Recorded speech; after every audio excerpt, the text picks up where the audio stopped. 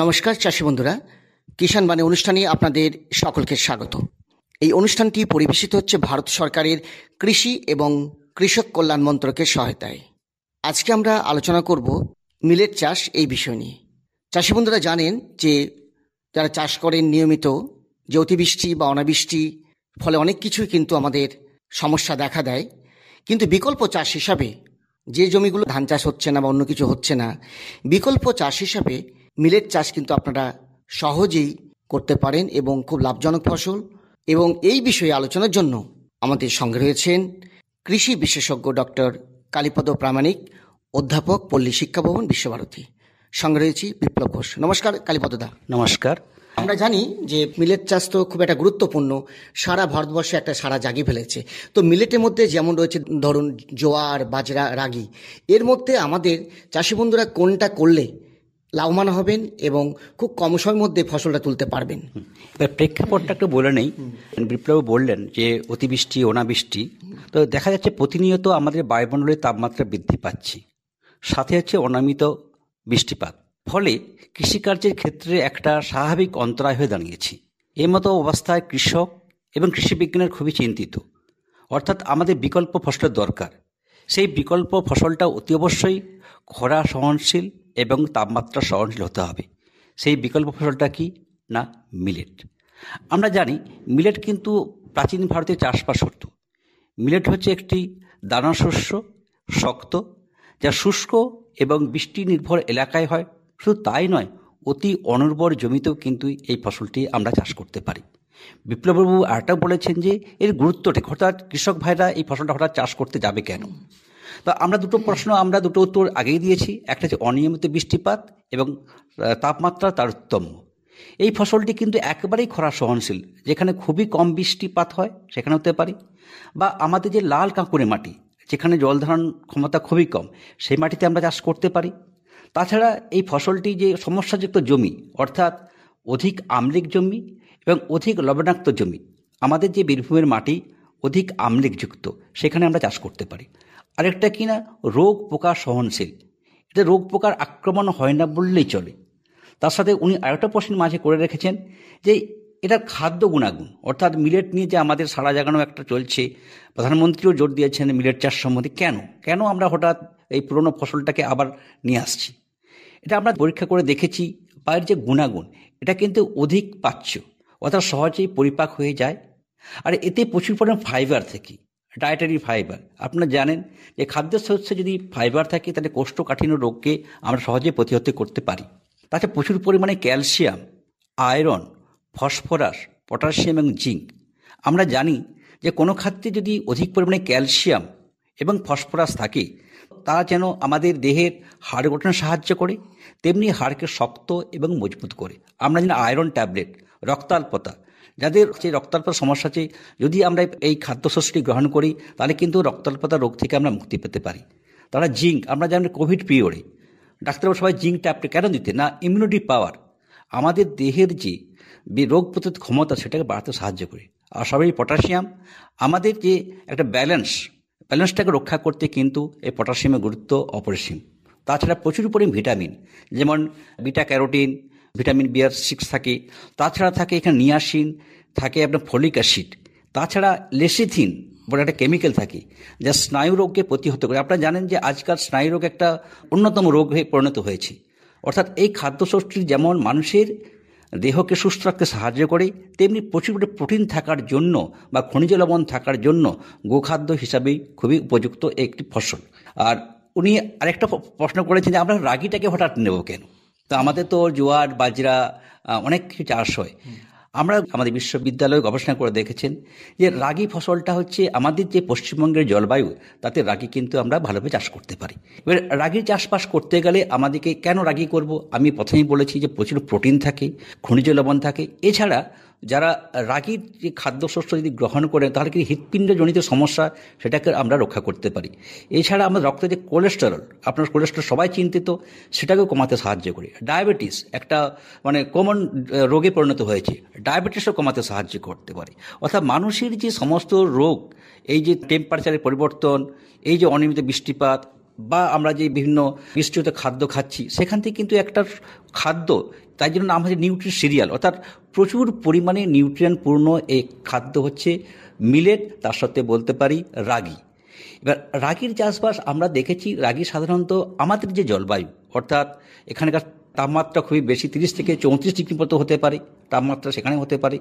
বৃষ্টিপাত, যদিও বীরভূমে বৃষ্টিপাত অধিক, কিন্তু কিছু কিছু জায়গা আছে যেখানে বৃষ্টিপাত খুবই কম, 350 থেকে 400 মিলিমিটার, বুঝতে পারছেন খুবই কম বৃষ্টি।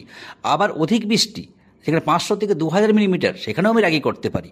অর্থাৎ রাগি কিন্তু সব জায়গায়, অধিক বৃষ্টি এবং অল্প বৃষ্টি।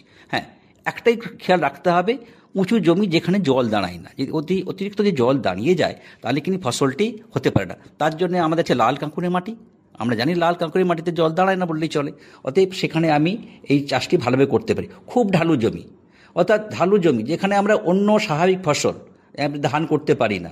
বিপ্লব এটাও বলেছেন যে ধান চাষ করতে পারছি না কোনো কারণে, বৃষ্টি হচ্ছে না, আমরা কি করতে পারি? তাহলে সেখানে কিন্তু আমার রাগি যে ফসলটা আছে সেটা কিন্তু আমি সহজে চাষ করতে পারি। আপনার কাছে জানবো যে এবার যে মিলেটের মধ্যে রাগি তো অন্যতম বলছেন এবং ব্যাপক পরিমাণে সাড়া জাগিয়েছে, তো বর্তমানে পশ্চিমবঙ্গ তথা আমাদের বীরভূম জেলার এই মিলেট চাষের অবস্থা কেমন, এবং এর যদি চাষ পদ্ধতিটা একটু সংক্ষেপে আপনার কাছে জেনে নেব। এখানে কৃষি বিজ্ঞান কেন্দ্র আছে, ওনারা আমরা অনেক ডেমনস্ট্রেশন করছি।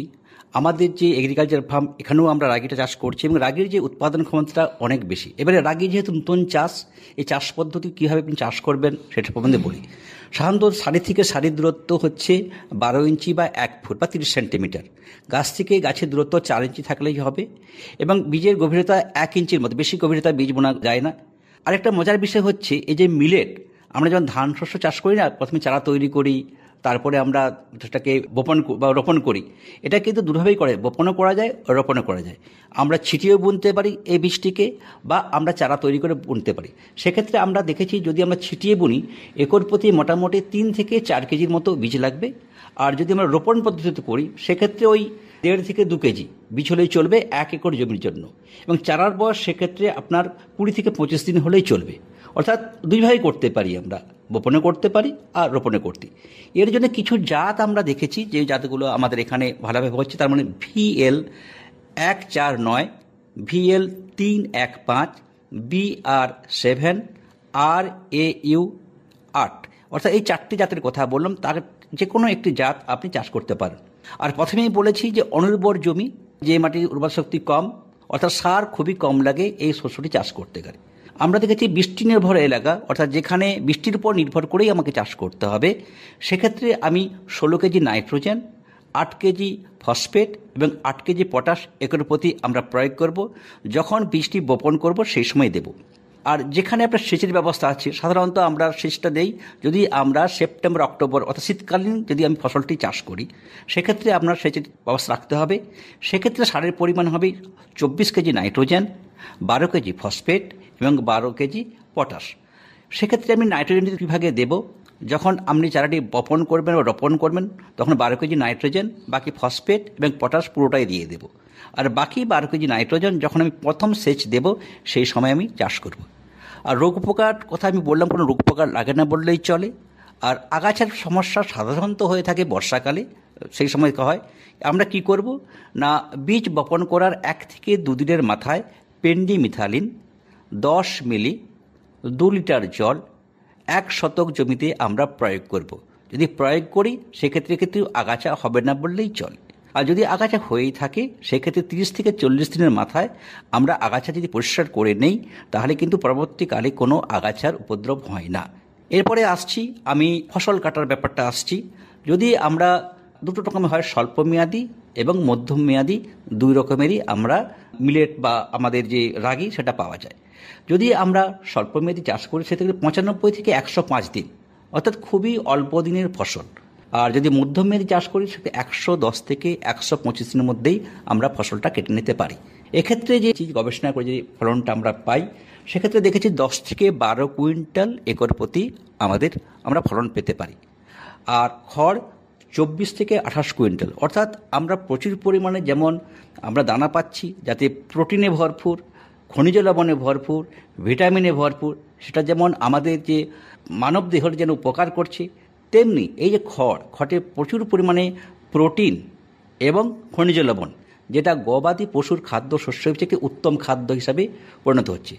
এছাড়া বলে রাখি যে আমাদের ধান এবং গম, যেখানে প্রোটিন ম্যাক্সিমাম হতে পারে 8% সেখানে কিন্তু এই মিলেট বা আপনার রাগিতে কিন্তু আমি প্রায় 10 থেকে 12% শতকরা প্রোটিন পেতে পারি। এই যে প্রোটিনে ভরপুর একটা খাদ্য, এটা যদি আমরা চাষ করি তাহলে কিন্তু আমরা দুদিক থেকে উপকারিতা হব। এরপরে আমি আসছি লাভজনক। লাভের কথা বলেন, যেহেতু ফসলটিতে খুব কম পরিমাণে সার লাগে, কম পরিমাণে জল লাগে, কোনো রোগ পোকা হয় না এবং উৎপাদন ক্ষমতাও ভালো, সেক্ষেত্রে আমরা দেখেছি একর প্রতি প্রায় 15,000 থেকে 20,000 টাকা পর্যন্ত নিট লাভ পেতে পারেন। এবার আপনি বলতে পারেন অন্য ফসলের ইচ্ছেও বেশি হয়, কিন্তু আপনারা দেখুন আমরা কোন জমিটাকে পছন্দ করেছি।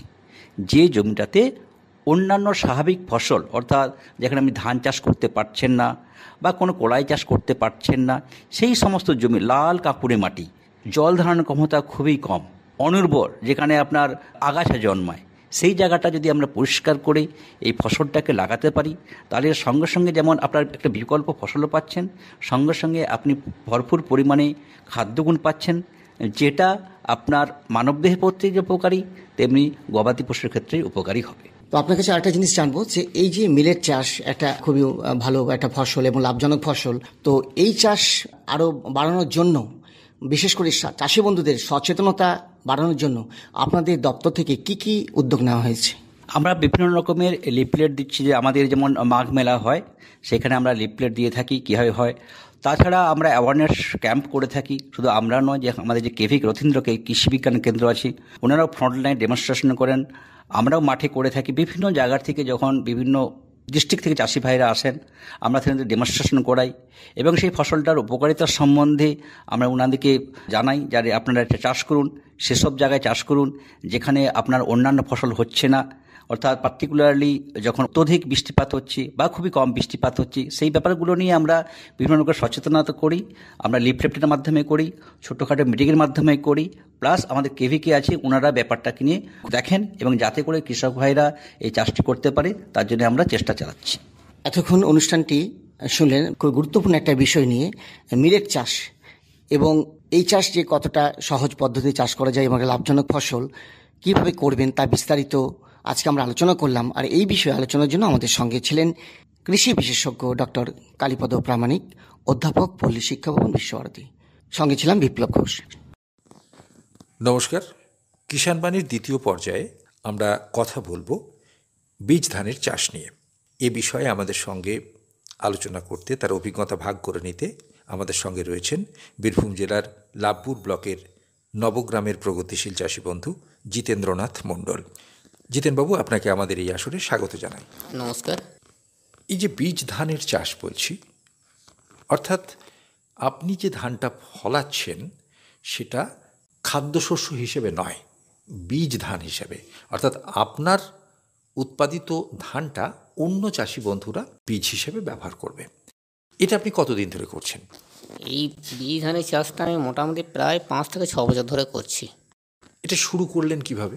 আমি যখন দেখলাম যে যে সমস্ত অন্যান্য ধানের যে চাষটা করতাম তার থেকে এই বীজ ধানের চাষটা করলে পারে ফলনটাও বেশি পাচ্ছি এবং বাজারে থেকে দামটাও বেশি পাচ্ছি, যার জন্য আমি শুরু করেছি।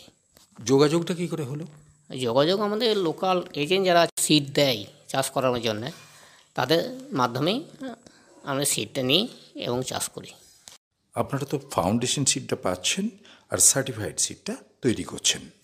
হ্যাঁ, স্বর্ণ ধানের চাষ করতে করতে তারপরে এটাতে এলেন কারণ এটা লাভ বেশি।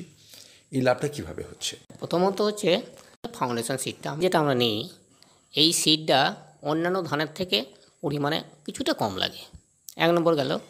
দ্বিতীয়ত হচ্ছে অন্য ধানের থেকে এই ধানটা চাষ করতে গেলে একটু দূরত্বটা, মানে রোপণ করার দূরত্ব, রোয়ানোর দূরত্বটা একটু বেশি দেওয়া হয় এবং বিচনের পরিমাণটাও কম দেওয়া হয়, গুচি যেটাকে বলি কম দেওয়া হয়, যার জন্য লেবারের খরচটাও কমে যাচ্ছে। আর তৃতীয়ত স্বর্ণ ধানের থেকে কিছুটা দাম আমরা বেশি পাই। ফলন কি বেশি হয় স্বর্ণ চেয়ে? ফলন একটু বেশি হয়, বিঘেতে 1 কুইন্টাল প্রায় বেশি হয়। ফলনটা বেশি হচ্ছে কেন? ফাউন্ডেশন সিডটা আমরা ভালো পাই, তার জন্য ফলনটাও বেশি হয়।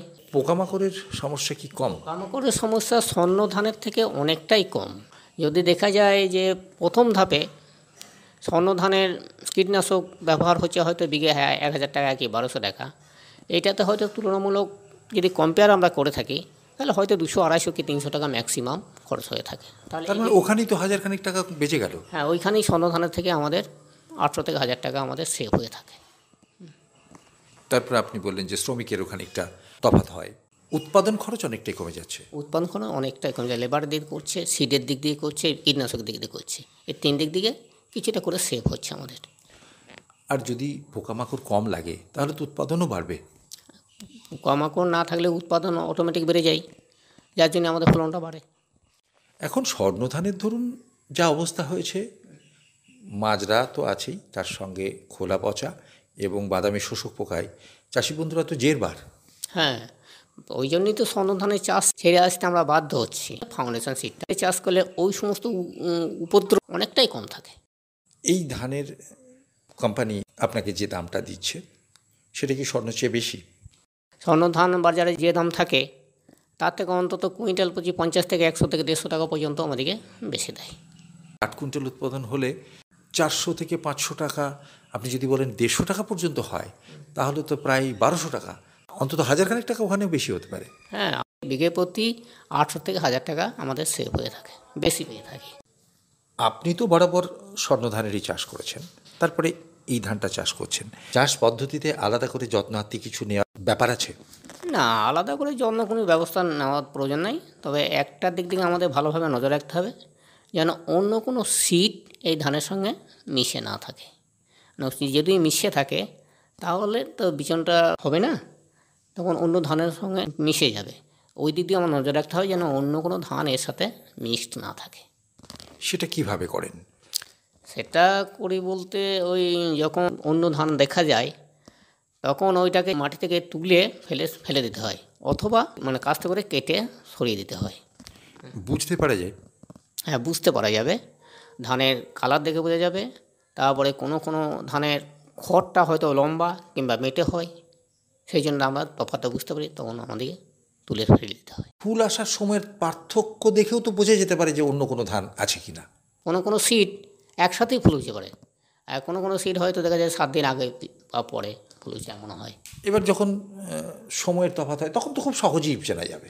হ্যাঁ, তখন খুব সহজেই চেনা যাবে যে এইটা 7 দিন আগে এলো, তার 7 দিন পরে এলো, তখন ওটা খুব তাড়াতাড়ি বেছে ফেলা সহজ হয়। আর যদি একসঙ্গেই ফুল আসে তখন দেখে চিনতে হয়। ধানটা পুষ্ট হওয়ার পরে কালার দেখে বোঝা যায় কিংবা সাইজ দেখে বোঝা যায়, লম্বা কিংবা বেঁটে, কিংবা ফ্যাকসা লাল কিংবা সাদা, এই কালারগুলো দেখে আমরা আলাদা করতে পারি। এটা কি আপনিই করেন নাকি কোম্পানির এজেন্ট বা তাদের লোকেরা আসে? না, কোম্পানির এজেন্ট লোক এসে ওরা সব আলাদা করে দিয়ে যায়, অথবা আমাদেরকে বলে লেবার ডেকে দিতে, লেবার দিয়ে আমরা আলাদা করে দিই। ওদের সুপারভিশনটা কি প্রথম থেকেই চলে? একদম যখন সিড ফেলি বীজতলাতে তখন থেকেই ওরা শুরু করে পরিচর্যাটা করা, একদম ধান ফুলানোর পর সিড কাটা পর্যন্ত। ওরা মাঝে মাঝে এসে দেখে যায়? মাঝে মাঝে এসে ওরা পরিচর্যা করে দেয়, এবং রোগ পোকা হলে পরে বলে দেয় চাষিদিকে এই করতে হবে, এই পদ্ধতি অবলম্বন করতে হবে, সেই মতে আমাদেরকে চললে পরে আমাদের কোনো সমস্যা হয় না। অর্থাৎ চাষ করতে গিয়ে যদি কোনো সমস্যার সম্মুখীন আপনারা হন তখন ওদের সাহায্য পাওয়া যায়? ওদের সাহায্য পাওয়া যায়, ওদিকে ফোন করলে পরে ওনারা চলে আসেন, ওনারা আসার পর ডিসিশন নেন এবং আমাদেরকে অ্যাডভাইস করেন যে এই করতে হবে, এই পদ্ধতি অবলম্বন করতে হবে, তারপরে আমরা ওনাদের কথা মতো চলে পরে আমাদের সমস্যা মিটে যায়। ওদের বিশেষজ্ঞদের পরামর্শ নিয়ে দেখেছেন যে সত্যিই সেটা খুব দামি পরামর্শ? হ্যাঁ, বিশেষজ্ঞরা আসেন এবং আমাদেরকে পরামর্শ দেন, এবং দেখা যায় যে ওরা সঠিক পরামর্শ দিচ্ছেন এবং ওই পরামর্শ অনুযায়ী চললে পরে আমাদের উপকারই হয়। মাঠে যখন আপনি বীজ ধানের চাষ করছেন তার পাশে তো অনেক স্বর্ণ ধানের চাষ হতে পারে, পরাগ মিলনের ফলে তো মিশে যাওয়ার সম্ভাবনাটা, সংকর প্রজাতির ধান হয়ে যাওয়ার সম্ভাবনা থাকে, সেরকম কোনো সমস্যা হয় না? সেরকম সমস্যা একটু একটু হলেও আমাদের বিশেষ কিছু সমস্যা হয় বলে মনে হয় না। আপনার এই ধরনের সমস্যায় ধান আটকে গেছে এরকম কখনো হয়নি? না, আমার হয় না, আমি তো গত 5-6 বছর ধরে চাষ করছি, এই ধরনের কোনো সমস্যা আমার হয় নাই। এবার ধরুন যদি ওই অন্য ধান থেকে যায়, ছিট ধান যাকে বলছেন, সেক্ষেত্রে ওরা কি ধান না নিতেও পারেন? তো যদি অন্য ধান মিস হয়ে থাকে তাহলে ওনারা ধান নেন না। তখন সেই ধানের কি হয়? সেই ধান হয় কোনো সময় ওনারা সিড হিসেবে না নিয়ে অন্য কোথাও বিক্রি করে দেন আমাদের কাছ থেকে তুলে নিয়ে, অথবা আমাদেরকে বাজারে বিক্রি করতে হবে। বাজারে তখন কম দাম পান তো? হ্যাঁ, বাজারে ওই ধানটা মানে গোডাউন নাই, আড়তদারে আমাদের কাছ থেকে নিলে পরে দাম কম দেয়। অনেক চাষি বন্ধু নিজের বীজ নিজেই ফলিয়ে নেন, হয়তো একটা 5 কাঠা বা 7 কাঠা জমিতে। সেই বীজটা 3 বছর অন্তত ব্যবহার করতে পারেন। আপনারা এটা করেন না? 1 বছর কি 2 বছর হয়তো চাষ করা যায়, ফলন তেমন কিছু মারাত্মক হারে যে কম হয় তা নয়, কিন্তু বেশি দিন যদি চাষ করা যায় তাহলে ফলন কমবেই। এবার আপনি যদি নিজের বীজ নিয়ে চাষ করেন তাহলে করে ধানটা নেবে তখন? আমরা যদি বীজটা নিয়ে নিজেরা চাষ করি তাহলে কোম্পানি আমাদের কাছ থেকে ধানটা নেবে না। যে সমস্ত চাষি বন্ধুরা নিজের বীজ নিজে চাষ করেন তাদের সঙ্গে কথা বলে দেখেছি, তারা একদম প্রথম থেকেই যত্নার্থীটা খুব বেশি নেন, বিশেষ করে রোগ পোকার আক্রমণের ক্ষেত্রে তারা নজর রাখেন এবং রোগ পোকা হলে পরে বিষ যথাসময়ে দেন। এই দিকটাই কি আপনাকে খেয়াল রাখতে হয়? হ্যাঁ, ওই রোগ পোকার দিক থেকে আমাদের খুবই নজর রাখতে হয়। রোগ পোকা যদি আক্রমণ হয় তাহলে তখন কীটনাশক দিয়ে আমাদেরকে ওটাকে প্রতিরোধ করতে হয়। সবসময় নজর রাখতে হবে যে আমার ধানের গ্রোথটা কেমন হচ্ছে, রোগ পোকা লেগেছে কি না, পরিচর্যাটা মানে ট্রিটমেন্ট ভালো করতে হবে। আপনি যেখানে ধান মাড়াই করছেন সেখানেও তো মিশে যেতে পারে। হ্যাঁ, সেখানে মিশে যেতে পারে। সেখানে আমাদের যে খামারটা থাকে সেই খামারে আমাদেরকে ভালো করে পরিষ্কার করে ঝেঁটিয়ে তারপরে ওই সিড ধানটা আমাদেরকে ঝাড়াইতে করতে হবে। এবার যদি ওই খামারেই অন্য কোনো ধান সেই মুহূর্তে রাখা যাবে না, রাখা গেলে তখন যদি মিশে যায় তখন তো কোম্পানি আর ধানটাকে নিতে দেবে না। ধরুন মেশিনে যদি কাটেন, ট্রাক্টরে করে নিয়ে আসছেন, সেগুলো তো ভাড়া। সেখানে তো তার আগের মুহূর্তে অন্য কেউ স্বর্ণধানও নিয়ে আসতে পারে বা স্বর্ণধান কাটতে পারে, সেখানেও তো একটা মিশে যাওয়ার সম্ভাবনা থাকে। হ্যাঁ, তখন যে ট্র্যাক্টরে করে ধানটা আনবে, ট্র্যাক্টরে তো ভালো করে ঝেড়ে ঝুড়ে ঝাঁটা করে ঝেঁটিয়ে পরিষ্কার করে তারপরে সিডের ধানটাকে এনে খামারজাত করতে হবে। এই যে এজেন্ট রয়েছে, কোম্পানির এজেন্ট, তাদের সঙ্গে কোনো সমস্যা হয় না? দাম নিয়ে সমস্যা দেখা দেয়। হয়তো দেখা যেত একটা এজেন্ট হয়তো যা দাম দিল আর একটা এজেন্ট হয়তো তার থেকে কম দিল, তখন হয়তো তাদের সঙ্গে একটু দর কষাকষি নিয়ে একটু সমস্যার সৃষ্টি হয়।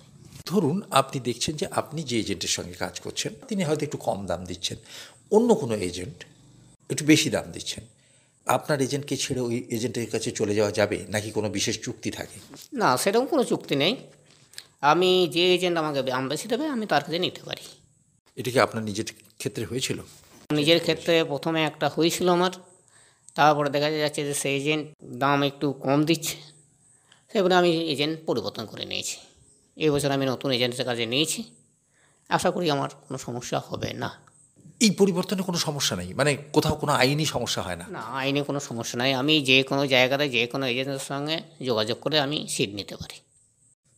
এক কথায় আপনি যেই বীজ ধানের চাষ করছেন 5-6 বছর ধরে, আপনি সাধারণভাবে যে স্বর্ণধান চাষ করছিলেন তার চেয়ে লাভ হচ্ছে? হ্যাঁ, তার থেকে বেশ কিছুটা লাভ বেশি। স্বর্ণধানের রোগ পোকা অনেক বেশি, সিটের রোগ পোকার সংখ্যাটা অনেক কম, লেবার খরচাও কম, কীটনাশকের খরচা কম, যার জন্য আমাদের একটু প্রফিট একটু বেশি হয়। এই এজেন্টদের সঙ্গে যোগাযোগ করা যায় কিভাবে? এজেন্টরাও কোনো কোনো সময় চাষিদের কাছে আসে আর কোনো কোনো সময় চাষিরা এজেন্টের কাছে যায়, এইভাবে আমাদের যোগাযোগ হয়ে থাকে। চাষি বন্ধু চাইলে যোগাযোগ করাটা খুব একটা অসুবিধের নয়। আমরা যদি বলি যে না কোম্পানি সিডের চাষ করব, তাহলে এজেন্টরা তার কাছেও আসে, অথবা কোনো চাষির মুখ থেকে শুনে কোনো চাষি সে এজেন্টের বাড়িতেও যায়, তারা সাদরে পরামর্শ দেয় এবং সিড দেয়। জিতেন্দ্রনাথবাবু, আমি বুঝতে পারছি এই যে আপনারা প্রথাগতভাবে যে চাষ সেখান থেকে একটু বেরিয়ে এসে চাষ করছেন, সেক্ষেত্রে চাষটা আপনাদের একটু লাভজনক হচ্ছে, তবে একটু নজর বেশি দিতে হবে, খাটাখাটনি হয়তো একটু বেশি করতে হবে, তার ফলস্বরূপ একটু লাভের মুখও দেখা যাবে। আপনাকে অনেক অনেক ধন্যবাদ আপনার এই অভিজ্ঞতা আমাদের সঙ্গে ভাগ করে নেওয়ার জন্যে।